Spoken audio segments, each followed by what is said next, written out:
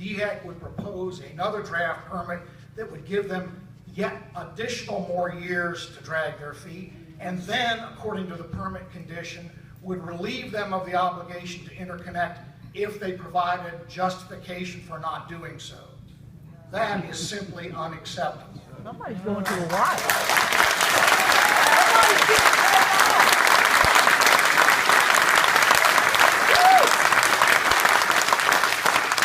We urge DHEC to delete provision 4A, the provision that would allow this justification for continued failure to make that interconnection that's been mandated all of these years.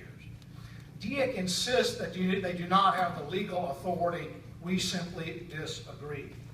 In my day job, I'm an environmental lawyer, and I also practice before the South Carolina Public Service Commission. And I took the opportunity of reviewing the Carolina Water Service's filings before the South Carolina Public Service Commission.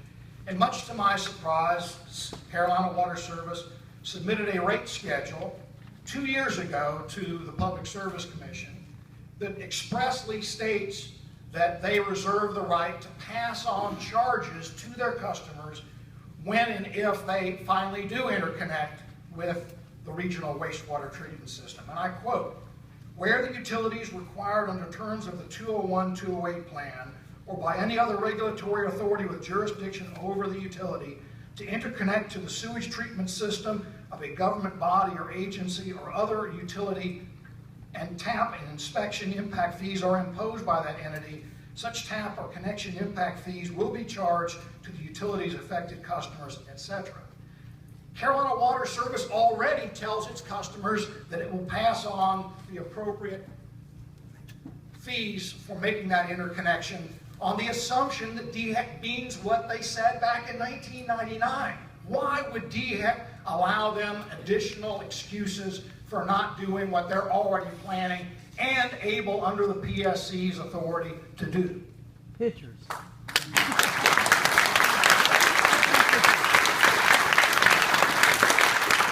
Operating under a pollution discharge permit is a privilege, not a right. When a company repeatedly demonstrates that it is either incapable or unwilling to comply with the law, a new permit should be denied. If you and I were convicted of crimes, we would appropriately be punished and told we're not entitled to get the job that requires having a clean record.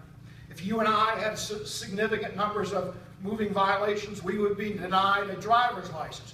Why on earth should DHEC not exercise the legal authority it has to say that a bad actor like Carolina Water Service is no longer entitled to the privilege of a permit to discharge pollution into our waters? Say no now.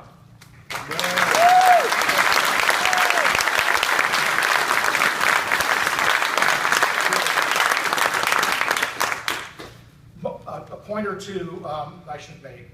First, I noticed that in their discharge record, they have violated the fecal coliform discharge limits on multiple occasions.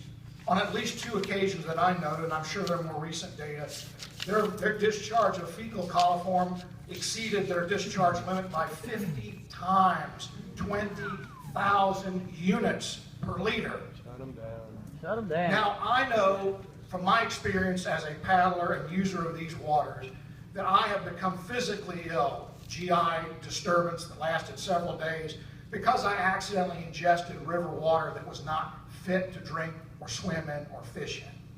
And I vividly remember an earlier Carolina Water Service public hearing in this room where a local physician paddler talked about his young son having that same experience just below the discharge point for Carolina Water Service. They were not told that on that particular day, Carolina Water Services had one of those 50 times violations of fecal coliform discharge, and as a consequence, that young boy got sick. I say no more. Pull the permit for Carolina Water Service. They are violators of our water laws. Say no now, DHEC.